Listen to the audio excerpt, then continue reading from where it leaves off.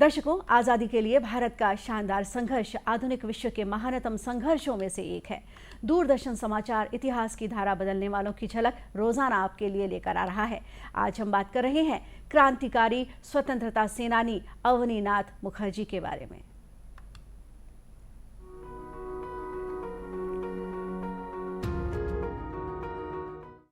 3 जून 1857 को भारत के प्रथम स्वतंत्रता संग्राम की आंच मध्य प्रदेश के नीमच पहुंची और वहां भी सिपाहियों ने ब्रिटिश शासन के विरुद्ध मोर्चा खोल दिया। नीमच में तैनात बंगाली सैनिकों की ब्रिगेड ने बगावत कर दी और दिल्ली की तरफ कूच कर लिया। नीमच धुर दक्षिणी क्षेत्र था जहां स्वतंत्रता की ज्वाला प्रज्वलित हुई। यूरोपीय अधिकारियों ने शहर के किले में शरण ली। बाद में मंदसौर के स्वतंत्रता सेनानियों ने उन्हें बंधक बना लिया, लेकिन मालवा से सेना के आने पर अंग्रेजों ने निश्चिंत होकर शहर को नियंत्रण में कर लिया। ऐतिहासिक रूप से नीमच पहले अजमेर प्रांत का जिला था। मूल रूप से वो उदयपुर रियासत का क्षेत्र था। मेवाड़ के राजा ने ऋण चुकाने के लिए 1768 में नीमच सिंधिया को दे दिया। इसके उपरांत नीमच ग्वालियर रियासत की ब्रिटिश छावनी बन गया। स्वतंत्रता संग्राम शुरू होने के बाद ये शहर मालवा का मुख्यालय बन गया।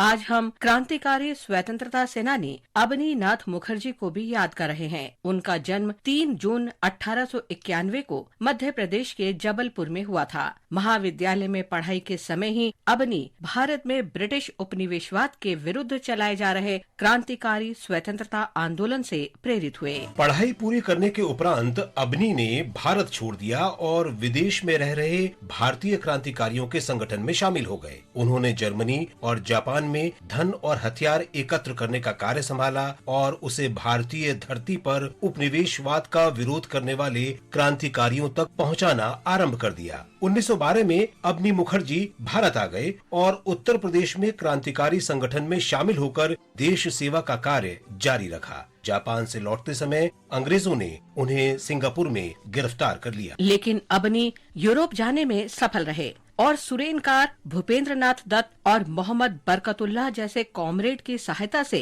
बर्लिन में 1922 में इंडियन इंडिपेंडेंस पार्टी स्थापित की। उन्होंने गुप्त रूप से चेन्नई, कोलकाता और ढाका की यात्रा भी की और 1924 तक भारत में रहे। बाद में वो सक्रिय क्रांतिकारी राजनीति से सेवानिवृत्त हो गए और सोवियत संघ चले गए और वहाँ साहित्यिक कार्य में संलग्न हो गए।